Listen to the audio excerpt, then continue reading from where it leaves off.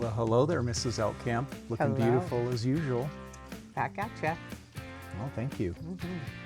We had a good time last week getting you started on cow calling with a mouth read. Now, you did great. And this week we're gonna stick with that same theme of cow calling, but we're gonna try it with an open read call. Sounds good. What do you think about that? Well, I think that we can do our best. All right, we'll give it a shot. Yeah. So let's dive right into it. What do you say? Yeah, except for, I think that we need to talk a little bit about how you got into the videography side of things and how Elk Camp, actually with Steve Chappell on Sportsman Channel, came to be. Because I think that people would be interested in that. Okay, well, I really became interested in video in the early 90s. And I bought by the time it got to be 1998, several years later, I bought what I considered to be my first really nice camera, which was a Canon XL1. Which I think we still have. Yeah, I think we have two of them actually. They're probably collector's items by now.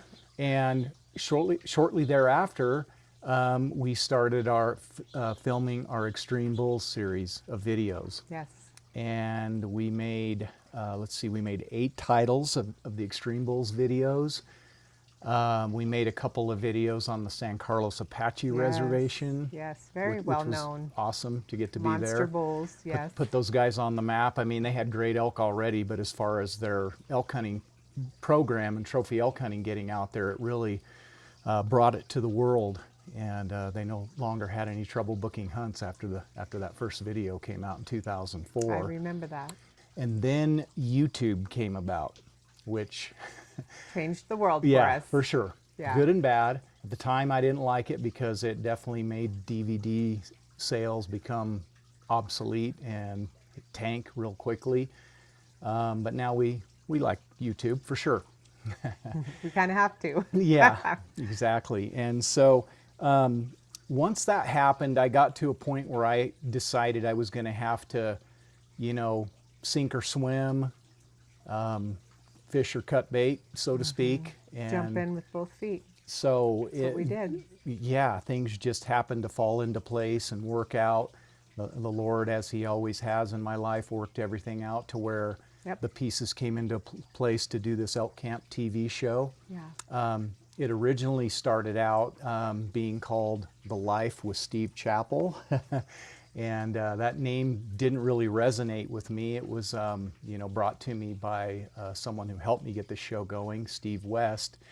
And I quickly said, we're going to have to brainstorm and come up with something else. And actually, Steve West was the one who came up with Elk Camp with Steve Chappell. And I said, that's it right there, right away, the first time I heard it. So, And this is our 9th season? yeah, we're going into our 9th season. The show will air. Time flies. The prime slot airing time on Sportsman Channel will be Wednesday nights at 7:30 Eastern Time, so 5:30 Mountain Time. July 1st will be the first time it airs. It airs 3rd and 4th quarter through the end of December. Then it also airs on My Outdoor TV, lots of other digital platforms. The older episodes air on YouTube, so people can find a lot of that on YouTube, and that's how Elk Camp happened. Yeah. You obviously love the videography side of things because we kept going with it, right? Yeah, totally. I mean, to me, it's ultimately more fulfilling to get great video of an elk coming to the calls than it is to actually kill that elk. Yeah. That's what I'm all about, is playing that calling game with them and winning that calling game. And that's what, really drove me to develop calls and get involved in that. Well, I think it's super cool. I remember I think it was an opening of one of the DVDs where you call that bull in so close, you have your archery, your arrow, and you can reach out and touch that bull on its nose. Is that you that did that? Was that? I called that bull in. Yes. That was actually on the San Carlos, and we were filming with a guy named Ray Potter. And yeah, he was an archery hunter who ended up killing a 390 something bull on that video, on the first video. And yeah, he had a bull that came up. He literally had to poke his arrow at him because the bull was going to run him over. I mean, that's so cool, but a little scary in that same, you know, feeling of like, wow, this is a huge animal and he can like sniff me right now, Yeah. right? And Yeah. but I can see where it's super cool to get that kind of stuff Oh, on. man, it's so fun. I can remember another instance that same year with my cousin Gary Stanley, and he was running camera with me. And I called a bull in head on to him, and it came so close to him. When I looked at the footage, I was like, oh my goodness, that is almost scary looking. And I said to Gary, I said, is that okay? Are you okay with that? And he goes, absolutely, let's go get another one. So, And did we talk about last time the filming of our Zero Hunt Feast commercial? no. Oh, yeah, that was something that I was involved in that was very interesting, right? Yeah. Lots of elk, but I'll let you tell that story unless you want to save it for another day. So yeah, I'll tell it real quick. We were out in the woods of Arizona, and we were videoing. I think we were videoing like interviews with me about various hunts. And next thing I know, it's evening time, and I notice a bull elk behind me. We're videoing, and it's like in July, and there's a full velvet bull elk behind me.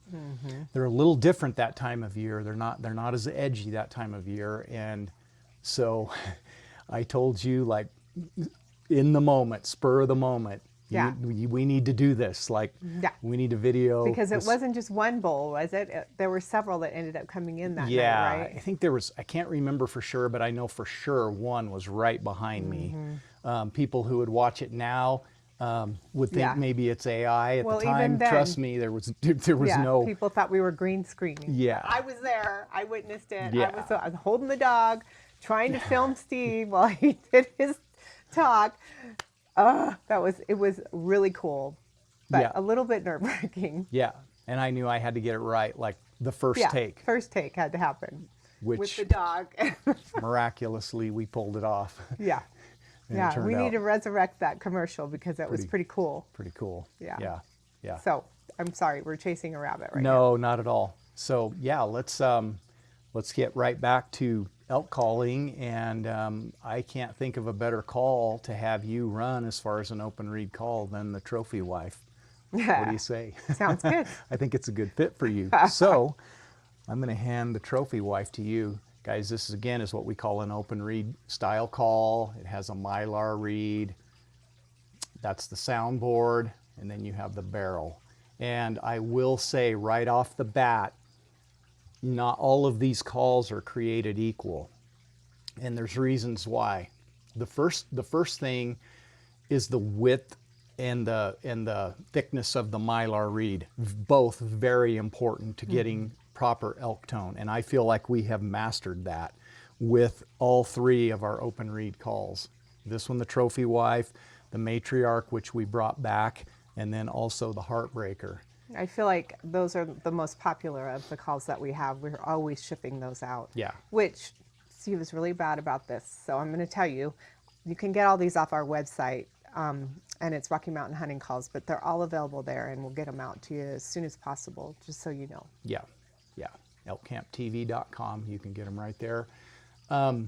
So next, besides the mylar reed, is the soundboard. And what I found with the soundboard is you want a very flat angle on the soundboard. So you want that mylar reed to sit down very flat on that soundboard.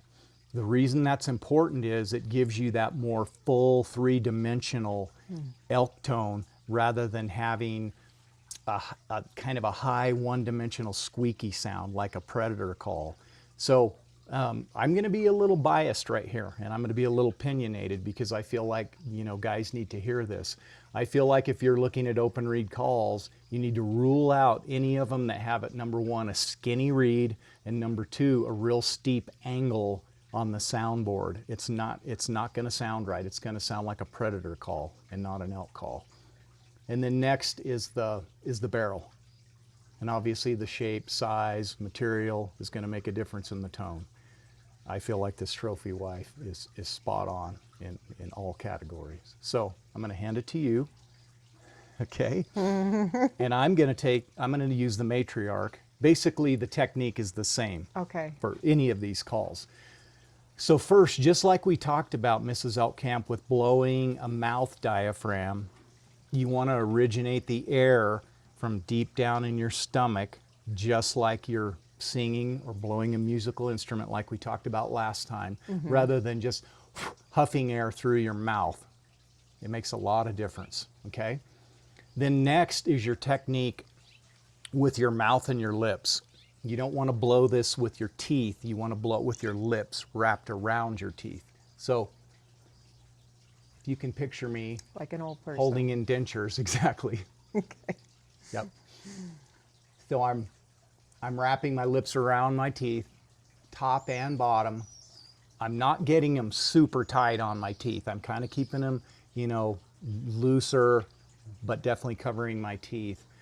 And without blowing in the call, doing that technique, it's going to sound like this.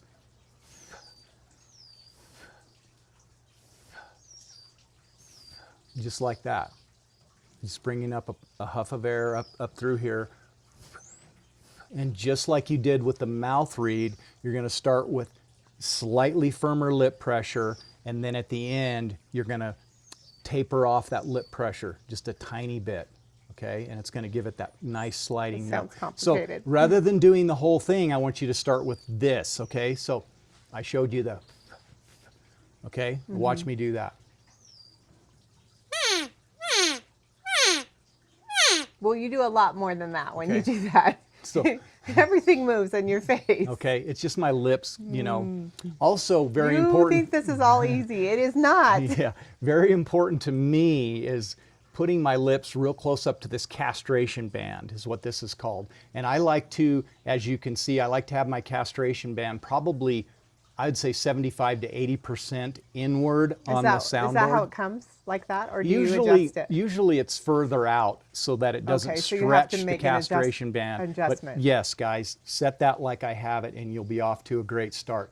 If this castration band ever wears out on you or your call starts sounding not quite as sweet, you can go to any feed supply store, Tractor Supply, feed supply type stuff, and buy these castration bands in bags of like 50 for like $3. They're Okay. super cheap, okay?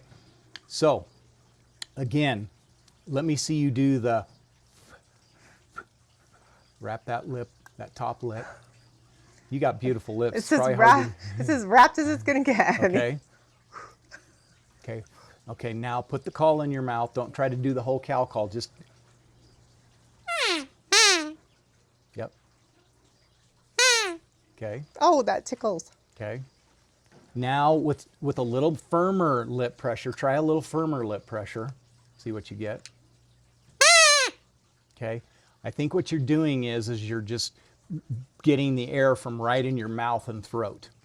Try to think about tightening your stomach before you start to blow and bringing it up. And just nice and easy. Even put your hand on your stomach and just.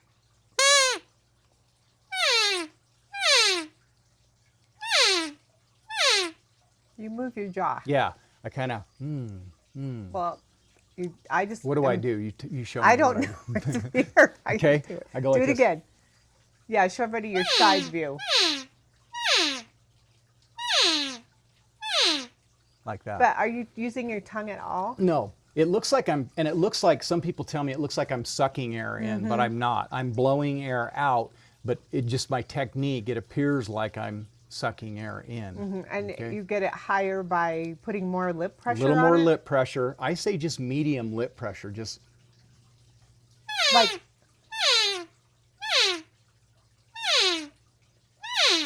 lip pressure as in on the reed, or lip pressure as in around your lip teeth? pressure on the reed and soundboard. Okay. And just like with the mouth reed, how you asked me, do I have my tongue on the reed before I start the sound?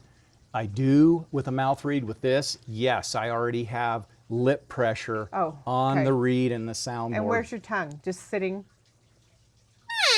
I actually pull it back in my mouth. Okay. I pull it back in my mouth so it's not even part of the call at all. And again, you're not trying to say anything into the call. It's just the lip pressure and your air pressure that makes the sound. And of course the reed vibrates. That's what makes the sound.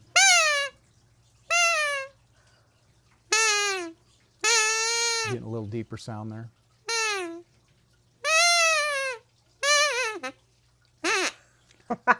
Not super easy, is it? It's But definitely, the mouth call is a Yeah. lot easier than this. for you. For me. Yeah. And I guess I would have to play with it, but I feel like I made right away better sounds with the mouth reed than with this. I would agree.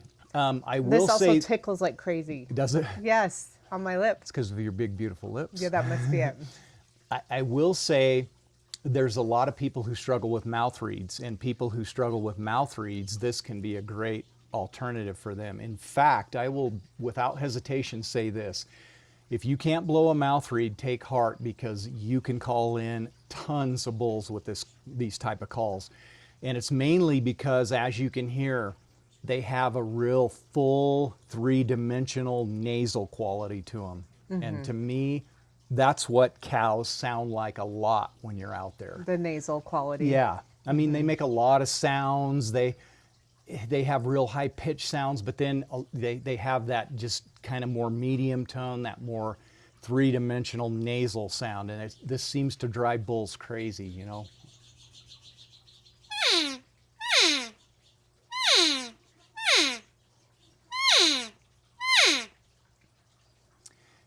You can see, do you notice how I'm using my fingers a little bit on the call? So I don't typically choke the call like this most times at all. I like to start and I hold the call like I'm doing the OK symbol, kind of like that. And then I can blow it with my fingers open, and then I can deflect the sound a little bit to make it sound like I'm more than one cow, or to make it sound just a little different instead of having just a repetitive sound all the time. So.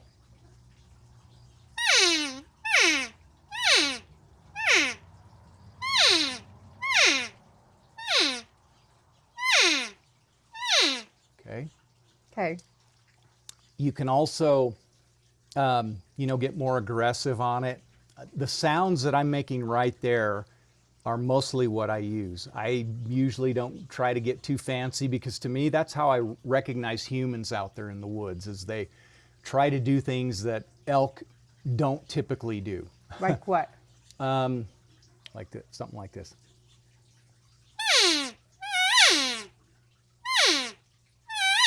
That to me is what humans do. Cows they don't do that. They do that sound, and then they do that double clutch sound. And cows don't make that double clutch sound? I occasionally, but I don't hear them do it a lot. Yeah. And when they do it, it does not sound like a person that does it. It's different. It sounds different. Well, you've heard enough of them to know. Yeah, I mean, I've heard cows drag it out, like, get real emotional with it, like.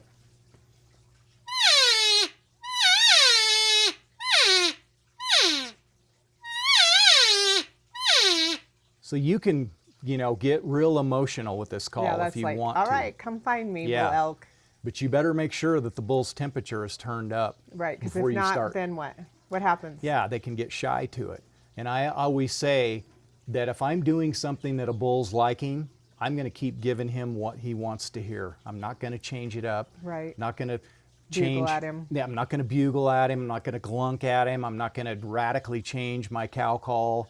I'm just going to keep giving him the sweetness that he likes. So if you were to say what percentage of time do you use this one as opposed to your mouth reed? Oh, in my history of calling, it's really weighted toward these open reed calls, because in the beginning, I feel like I was more skilled with this call than a mouth reed. Really? Yeah, yeah. That's Over the years, I've kind of evened it out with the mouth reed, and I feel like I've gotten as good with that as with an open reed. But I'm telling you, you can absolutely slay it with these. Yeah, and I think as you've gone, I mean, just from what you've said to me, like bugling is a part of it, but if you know how to cow call, you don't necessarily need to know how to bugle, right? I mean, being a well-rounded elk hunter, it doesn't hurt for sure to have as many sounds in your arsenal as possible. I wouldn't discourage people from bugling, because I've had a ton of success with it for sure. Yeah. But yeah, it's not do or die, make or break if you're not a great bugler. And I always tell people this: stick to the things that you're strong at. Right, because Like- you're nervous. Yeah, like if you're, exactly, when you got an elk in front of you, it turns up the temperature. It's way different than blowing it and in your house or in your truck. When you're out there in the woods, it has a whole different vibe for sure. So, you know, if you're not great at chuckling, don't chuckle. Yeah. If you're not great at lip balling, don't lip ball. Yeah. Do the things that you're good at, and you're going to have more success with that. But with that said, there's many times where you're like, I don't know why that elk came into that call, because that's the worst call I've ever heard in my life. Yeah. I mean, when Very. elk are ready to come in, they kind of just aren't that picky, are they? There's a lot to that. Yeah, exactly. The more I do this, the more I realize that it's less about me and my calling and how good I get at calling, and more about the elk and their testosterone levels and, Right. you know, what stage of the rut they're in. Yeah, because some days they're ready to die and you can tell. Yeah, and other days they're Super not. picky. Yeah, They don't they're care. finicky. They're call shy. But the same bull, a couple days later, some people I think that bull's call shy because he's been called at. Well, maybe he is, but he could also just not be, you know, ready hormone wise. Right.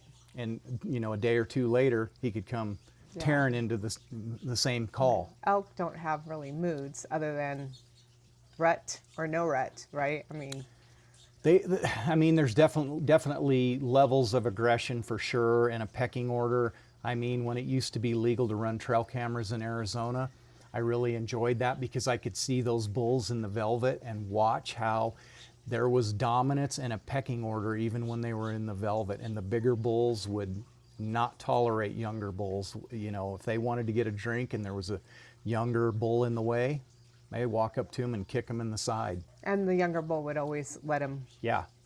Hiss at them, bare their teeth. You know, they would I remember seeing some of that and footage. grind their teeth. Yeah, really Yeah, cool stuff. and stuff you don't get unless you have that trail camera up, right? Yeah, exactly. sad Yeah, that it's that's too bad. gone. Too bad Yeah. it's gone. But you know, hey, things change and we move on. Yeah. So, let me, since I've blown the matriarch, I'm going to also show you guys kind of my best kept secret. So I'm withholding nothing from you guys today. Oh yes, withhold- the gloves. The magic no, gloves. No, you got to show them the rubber. That's what The you magic gotta show 'em. scree gloves. Well, I don't do that unless I'm chuckling. We'll get to that when I'm bugling, okay? You guys keep that in mind. The rubber, it's coming. Okay. So you can hear the difference in the matriarch with gloves on. It just kind of dampens the tone. Is it just the matriarch that you need the gloves on? What No. about for the others? It All help- of them. I feel like it depends on what you're looking for in the tone, but for me, it makes me more confident when I have these on. Yeah.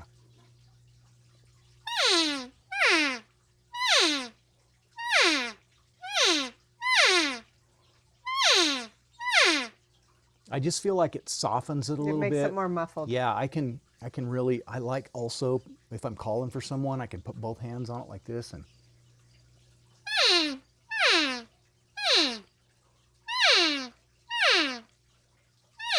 I can get real quiet on it.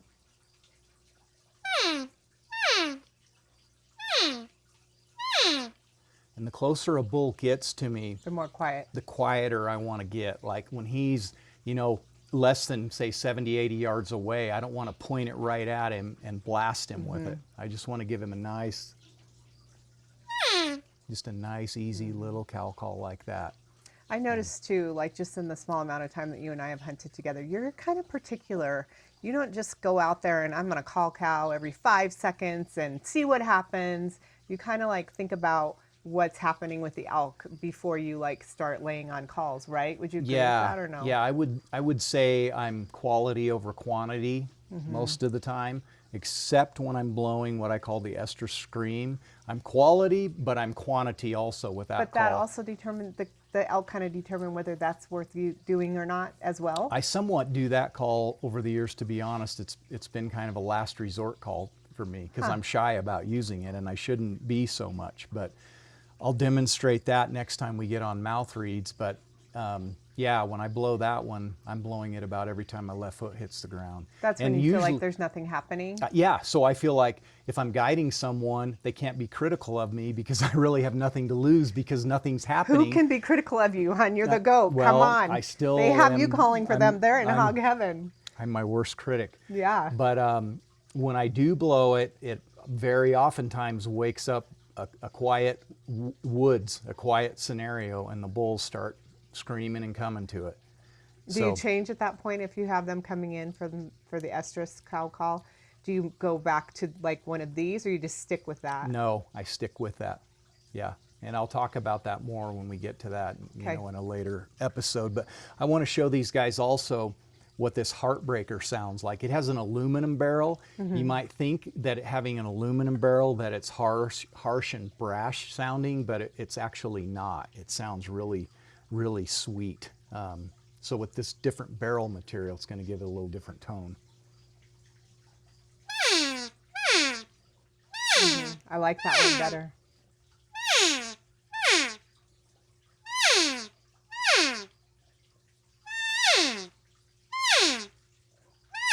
Yeah, So it's got a great sound How too. do you know? Like, are they all about the same as far as level of how hard it is to use them? Yeah. Okay, so Yeah, how do as you far as know? blowing 'em? Okay, if I'm gonna buy one of these, how do I know? Because I like the name. Like, what is it? Yeah, that might be a good starting point, but not really. But again, not to just throw this out like I did last time, but really, again, with these calls, just like with my mouth reeds, I'm going to have a sweetie pie. You know what I mean? I'm going to carry all three of these calls, but there's going to be times when I'm more confident on one versus the other. Or let's say I'm blowing the trophy wife and I'm not really getting what I want for a response out of it. I might go to this heartbreaker because, like you noticed,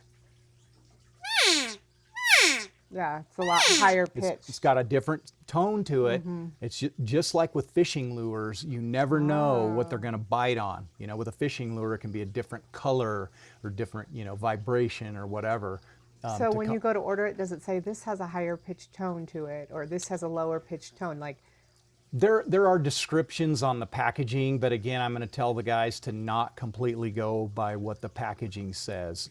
okay, so summarize for me. That's a higher pitched call, and then the matriarch, which is the wood barrel, is little more medium. More medium, and then the trophy wife.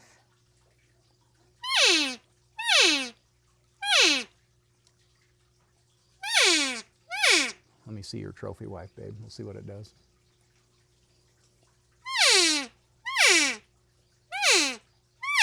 For me, that has the highest pitch. Yes. Yeah. Yeah. So yeah. To my ear, that is the most annoying one of the three. Is it? Yeah. So again, not to push people to buy everything on the shelf, but I Right. don't think you could go wrong by owning all three Okay. of these calls. to know. I'm going to give everybody, since I'm not withholding anything, a huge tip about these calls. So, unlike now where it's 75, 80 degrees where we're sitting, when you're out there calling in September or October, it's cold. A lot of times it can be moist and damp. Those kind of mornings we love in the elk woods when the steam's coming out of their mouth when they're bugling. But what that's going to do to your call, especially if you're carrying it out in the open like this, is your call's going to get cold and your reed is going to get cold. And then when you blow your 98-degree breath on it, it's going to cause condensation Right. on this call. First, to me, it's not going to sound as good because the reed is cold. It's going to sound better when it's warm. And when you get condensation inside of this call, it's going to make it sound differently, and ultimately it's going to cause it to start sticking. These calls do not stick easily, but you can make them stick if you get a lot of dampness on them. So Yeah. what I do is I always carry them underneath a layer or two of clothing. So I've got it, around my neck, and it's going to be inside at least a layer of clothing, keeping it up to body temperature as close as possible. That's a good tip. And that is huge. Yeah, Yep. for me. And I always like having an extra call or two in my pocket. That way, if the unthinkable happens, and you do spit this call up and get it starts sticking or sounding wrong to you, you can quickly whip out your backup call and go to that one. Okay. Cool. Yeah. Again, these are called open reed calls versus bite and blow. They're very different than bite and blow calls. That's another thing I'm kind of opinionated about. I don't feel like there's a bite and blow call on the market up to this point that compares with these open reed calls if you learn to blow them well. Okay, Yeah. good. Well, and you might just tell everybody if they use the code, they'll get 10% off if you want to tell them what the code is. What do you say we just go with Elk Camp? Yeah, sounds good. So Yeah. Elk Camp, use the code on our website and you can get 10% off of that. On, yeah, any of the calls Any that of the you order. calls, yeah. Yeah. Thanks for being so generous to our viewers, Mrs. Elk Camp. You know me. Yeah, absolutely. So with that, I'm going to tell a quick story about what I believe was my first Arizona archery client, a guy from Texas named James. And yeah, he rolled into camp, and I still remember we went out on opening morning, and as we're driving out in the dark, all of a sudden there's a big 7x7 standing in front of the truck in the headlights. And Wow. I stop, and that bull is in full view in the headlights, and I look at James and I say, "What do you think, James? You want to try for him?" And he's from Texas. He looks at me all confused, and he goes, "Well, I don't think that'd be real fair. Do you, Steve?" He thought I meant slip out with him in the headlights and shoot him right there. And I said, "No, James, I don't mean shoot him right now. We'll go down the road a ways and let him go off, and then we'll hunt him." So anyway, that was kind of an interesting start to the hunt. We did call a bull in that very opening morning, a really nice bull, and James shot right over the top of his back. And then we got to day, I'm going to say it was maybe day 7 or so, and went out, and again, using an open reed call, probably this matriarch, as a matter of fact. That was probably the only one we had at that point, right? Yeah, or something very similar. It might have been a Primos call at the time, being honest with you guys. Yeah. Might have been like the hyperlip single. Anyway, we're going along, I'm blowing that call. We get a bull to bugle off in the distance. We move in, cut the distance down, and I get back and start calling from about 75 yards behind, and on the footage you can see that bull coming in on the trot. And it comes in and walks right across in front of James at 35 yards, a beautiful 360 plus bull. Nice. And James just laces him.